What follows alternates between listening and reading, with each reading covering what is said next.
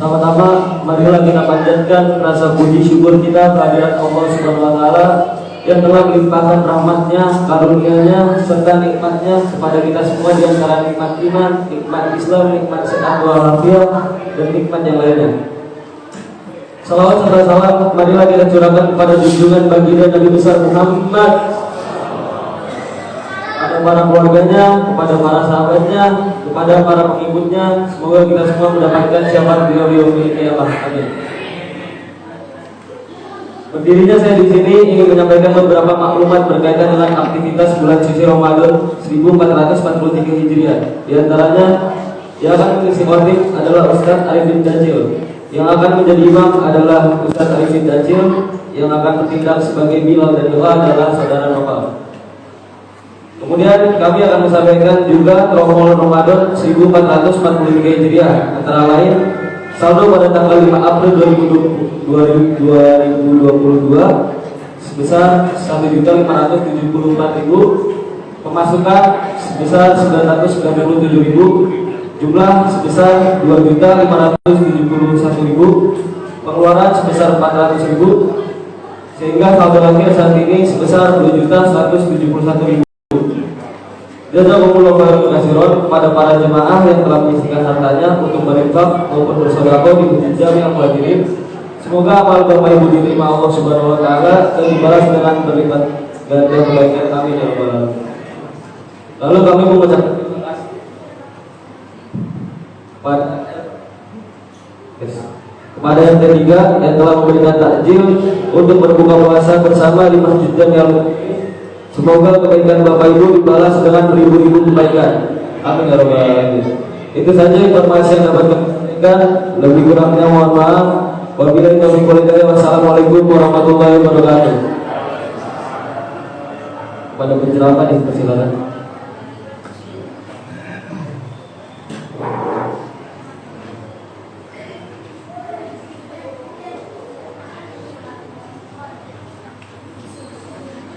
Assalamualaikum warahmatullahi wabarakatuh.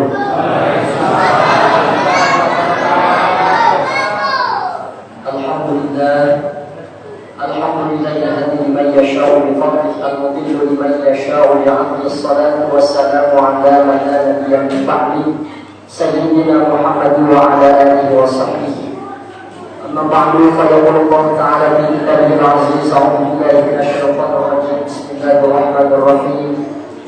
Ya ayyuhalladzina amanu kutiba 'alaikumus syiyam kama kutiba 'alal ladzina min qablikum la'allakum tattaqun. Shadaqallahul 'azim. Bapak Ibu jamaah sidang salat Isya, salat sunnah tarawih dan salat sunnah witir yang dimuliakan oleh Allah. Imam Ibnu Rajab Al-Hambali beliau mengatakan kebiasaan para ulama salaf terdahulu itu kalau 6 bulan setelah selesai bulan suci Ramadan mereka berdoa selama 6 bulan agar ibadah puasanya diterima oleh Allah. Dan kalau 6 bulan akan datangnya bulan suci Ramadan, para ulama, para sahabat, para ulama salafus saleh berdoa agar diberikan panjang umur agar sampai pada bulan suci Ramadan. Alhamdulillah dengan izin Allah, Allah masih berikan kepada kita sehat walafiat sehingga kita sampai pada detik ini untuk menikmati dan menjalani kewajiban kita sebagai hamba Allah di bulan suci Ramadan. Mudah-mudahan Ramadan ini adalah Ramadan yang terbaik untuk kita semuanya. Amin ya rabbal alamin. Bapak Ibu yang dimuliakan oleh Allah, Ramadan menurut sejumlah ulama yang diriwayatkan oleh guru tadi setidaknya berasal dari kata ramal. Ramal artinya panas yang sangat panas yang akan membakar. Maka diharapkan di bulan suci Ramadan ini seluruh dosa-dosa kita itu dibakar oleh Allah, dilebur oleh Allah, sehingga kita keluar dari bulan suci Ramadan seluruh noda dan dosa kita diampuni oleh Allah Subhanahu wa taala. Ramadan juga berasal dari kata ar-ramil. Ar-ramil artinya hujan yang membasahi jalanan, sehingga hujan yang disiram dengan air hujan itu, jalanan yang disiram dengan air hujan itu sehingga jalanan itu menjadi bersih karena disiram dengan air hujan. Begitupun harapan kita, mudah-mudahan dosa-dosa kita ini bersih sehingga keluar dari bulan suci Ramadan kita menjadi orang-orang yang bertakwa dan bersih dari noda dan dosa.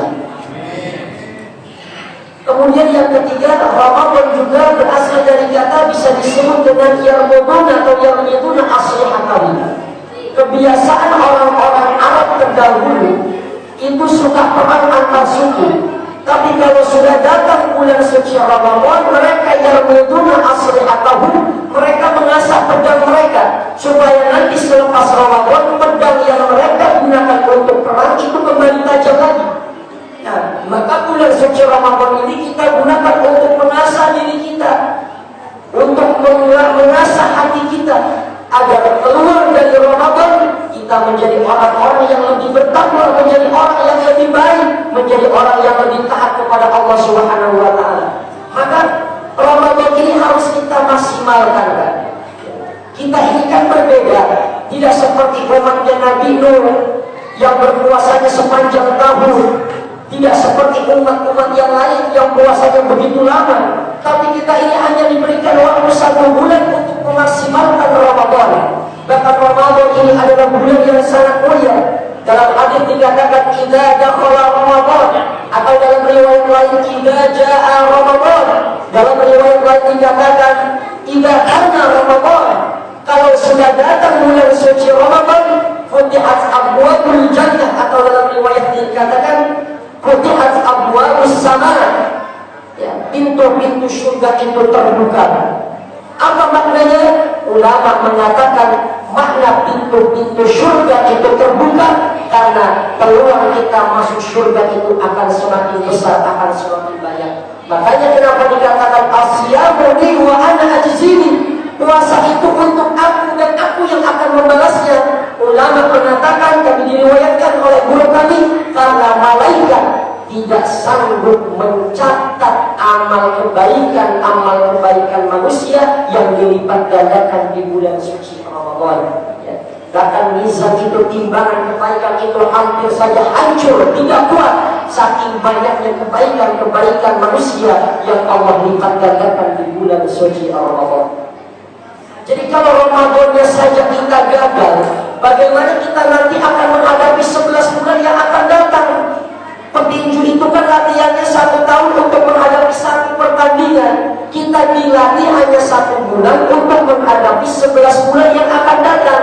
Maka Ramadan ini jangan sampai gagal, harus kita maksimalkan dengan sebaik-baiknya. Inilah yang kata Imam Al-Ghazali, jangan sampai puasa kita ini hanya sekedar menggugurkan kewajiban. Kadang baru sahur jam 4 itu nanti setengah 6 udah nanya nanti mau buka pakai apa. Sahur baru itu udah nanya mau buka pakai apa. Maka kata Imam Al-Ghazali, jangan sampai kita euforia dalam hal berbuka. Ini kan kadang setengah jam maghrib akan datang, setengah jam masih lama. Itu kan keluarga makanan udah pada kumpul semua, Pak, ya. Ada kolaknya, ada sorabinya, ada sop buahnya, ada ayam gorengnya, ada buah-buahannya, Pak, ya.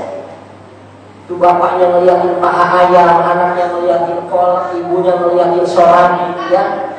Makanya nanti kalau saya jadi imam agak tersendat, maklumin aja, Bu, ya. Tadi sahurnya, tadi buka puasanya sama ayam, sama kolak, sama lobis. Jadi kalau ada tersendat berarti lagi berantem tuh makan dalam perut saya tuh, ya. Kadang kita ini, Pak, urusan makanan itu terkadang yang kita pikirkan nanti buka mau pakai apa, sahur pakai apa. Tapi kata Imam Al-Ghazali, kita lupa untuk memikirkan apa yang sudah kita sedekahkan selama di bulan suci Ramadan, apa yang sudah kita berikan untuk Allah di bulan suci Ramadan. Itu kan yang harus kita pikirkan, Pak. Makanya kalau di sini setiap ahad ya keliling komplek ya untuk minta amal, itu sebetulnya bukan minta, itu sebetulnya sedang mengetuk pintu rumah kita supaya nanti ini lahir dari kelompok, dari masjid-masjid Al-Muhajirin, generasi yang soleh, yang dermawan, dan nanti masuk surganya bareng-bareng. Wasiqal ladzina taqaw rabbahum ilal jannati zumara. Nanti kita masuk surganya kan berombong-rombongan, Pak. Kan gak enak kalau kita makan bareng, sahur bareng, buka puasa bareng, tapi nanti akhirat berpisah, ada yang ke surga, ada yang neraka. Itu kan gak enak, Pak. Kalau kita di sini banjirnya aja bareng-bareng, maka nanti masuk surganya juga harus bareng-bareng. Ya. Yang kedua, wa qulqat abwabun nar, atau dalam riwayat lain wa qulqat abwabu jahannam. Pintu-pintu neraka itu tertutup. Makna pintu-pintu neraka tertutup, kata ulama, potensi orang untuk masuk neraka itu semakin sedikit. Karena apa? Karena ketika datang bulan suci Ramadan, itu banyak orang-orang yang meningkatkan amal ibadahnya. Yang biasa bohong, berhenti bohongnya. Ibu-ibu yang biasa bentak suaminya, berhenti bentak suaminya, ya. Suami yang biasanya bohongin istrinya, berhenti bohongin istrinya, ya. Betul. Kalau Ramadan pintu neraka tertutup, ya maknanya itu potensi orang berbuat maksiat itu tertutup, Pak. Kita punya teman yang gak biasa ke masjid, gak biasa ke musola, alhamdulillah pada sholat tarawih dan sholat witir hadir ke masjid dan ke musola. Jangan tengok kanan kirinya rumah, ya. Kita doakan biar istiqomah saudara-saudara kita. Artis-artis yang biasa membuka aurat itu ditutup auratnya karena bulan suci Ramadan. Syukur-syukur istiqomah lepas Ramadan, auratnya tetap terjaga dengan rapi. Jadi bulan suci Ramadan ini pintu neraka tertutup karena potensi orang untuk berbuat maksiat itu semakin sedikit. Yang biasa berbohong tidak berani berbohong, yang biasa dusta tidak berani berdusta karena dia merasa diawasi oleh Allah. Dan itulah yang perlu kita tanamkan ketika di luar Ramadan. Makanya kenapa di masjid-masjid ada CCTV, di parkiran ada CCTV, sebab banyak orang-orang yang ketika dia tidak diawasi oleh manusia, dia berbuat maksiat. Dia lupa, kata Imam Ali karramallahu wajhah, orang kalau dia berbuat maksiat dalam keadaan sendirian dan orang lain tidak ada yang tahu, hanya Allah yang tahu, pada saat itu Allah nanti di akhirat tidak akan membutuhkan saksi-saksi untuk menyaksikan kezaliman orang ini, tapi Allah langsung yang akan menjadi saksi atas segala kezaliman. Jadi hati-hati kalau kita berbuat maksiat dalam keadaan sendirian.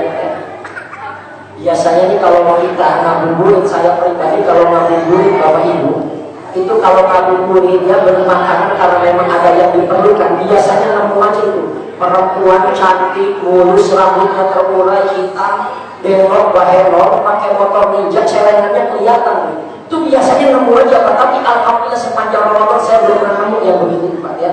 Itu kan bikin kagok Ustaz, Pak, yang dilihat sama kita dosa, enggak dilihat.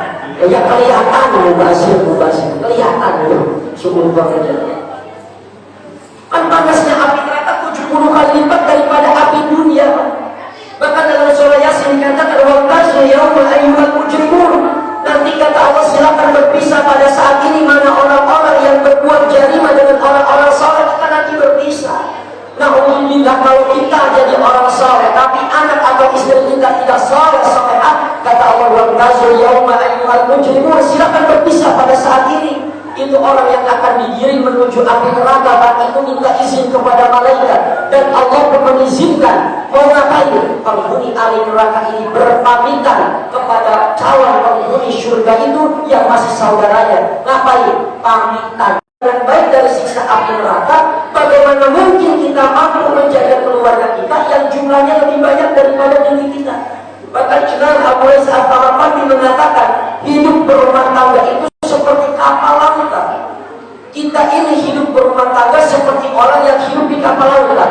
Ada satu saja orang yang ngebocorin kapal itu, yang tenggelam bukan hanya yang ngebocorin kapal itu, Pak, tapi semuanya akan tenggelam ke dasar lautan hanya karena satu orang yang ngebocorin kapal laut. Begitulah dalam kehidupan rumah tangga. Ada satu saja yang tidak saleh atau salehah, itu bisa menjadi penyebab Allah antarkan kita menuju nerakanya Allah. Kemudian yang ketiga, wasufidat syayatin, atau dalam riwayat lain wasulsilat syayatin, ya syaitan itu dibelenggu, Pak. Ya, ini setidaknya ada 3 pendapat. Yang pertama, makna syaitan dibelenggu itu, yang dibelenggu adalah syaitan dari kelompok jin. Semua kelompok jin, ya, itu dibelenggu oleh Allah. syaitan dari kelompok jin dibelenggu oleh Allah. Pendapat yang kedua, yang dibelenggu itu hanya setengah saja. Sebab banyak orang bulan puasa itu banyak yang kesurupan, ada yang kerasukan. Nah, roh kakek nenek kita itu jangan dipercaya, Pak, itu jin qarin. Itu bukan roh kakek nenek kita, itu jin qarin yang menyerupai yang akan menipu kita. Pendapat yang ketiga, makna dibelenggunya syaitan itu artinya bukan syaitannya yang dibelenggu, tapi ketika manusia itu berpuasa, syaitan itu agak kesulitan untuk menggoda manusia yang sedang berpuasa. Karena orang yang sedang berpuasa, dia betul-betul merasa diawasi oleh Allah, sehingga dia tidak berani untuk berbuat maksiat. Sehingga disitulah yang membuat syaitan merasa terbelenggu, syaitan merasa kesulitan untuk menggoda manusia. Jadi yang dibelenggu itu, Pak, syaitan dari kelompok jin. Kalau syaitan dari kelompok manusia itu, nah itu masih berkeliaran, Pak, ya. Makanya kan syaitan itu kullu ismin mutamarrid, segala sesuatu yang dapat menjauhkan kita daripada Allah, ya. Segala sesuatu yang dapat kita membuat kita menyimpang dari ajaran Allah, itu syaitan, Pak. Nanti wujudnya dari bisa minal jinnati wan nas, dari wujud jin atau bisa dari wujud manusia. Kalau syaitan dari wujud jin, kita bacain ayat kursi, kabur tuh Pak syaitan. Tapi kalau syaitan dari kelompok manusia, jangankan kita bacain ayat kursi, Pak, kita lempar sama kursi-kursinya agak pergi tuh syaitan, ya. Karena syaitannya dalam bentuk manusia, ya. Ini alhamdulillah tarawih ini cukup lama, ya. Mudah-mudahan tetap bertahan, Pak, ya. Sebab biasanya 10 hari pertama itu biasa masih ramai, Pak, ya. 10 hari kedua udah bakal penyisihan. 10 hari ketiga ibu-ibu ini hijrah, ya. Terawihnya jauh, hijrah kemana? Ke matahari loh. Ngapain ngejar diskon? Ya, apalagi sekarang minyak goreng lagi mahal, ya. Maka mudah-mudahan tetap bertahan. Kadang-kadang masjid-masjid begitu, Pak, pasang tenda sampai keluar karena jamaahnya tidak tertampung. Tapi nanti sudah 10 hari terakhir menjelang Ramadan, menjelang berakhir Ramadan, itu kadang nasibnya tinggal imam sama karpet sama bilal sama kiat, Pak. Udah begitu aja. Karena apa? Karena orang sudah hijrah kemana-mana. Artinya sudah melupakan, sudah melalaikan amalan-amalan tarawih, amalan sholat sunnah ini. Maka mudah-mudahan di Ramadan ini menjadi Ramadan yang terbaik buat kita, ya. Ini saja yang dapat saya sampaikan, ya. Sebab saya masih jadi pilot lagi habis ini kan, ya. Habis buka puasa langsung nyari jalan, nyasar juga, saking buru-buru yang listrik saya tabrak juga tadi, ya. Ya. Ini menurut tradisi di sini katanya tarawih jam 8 selesai, ya, Bu, ya. Ya. Selesai, ya. Jadwal jangan dipang-pang, Pak, ya. Nanti wah Ustaz ini lama nih jadwalnya, nanti.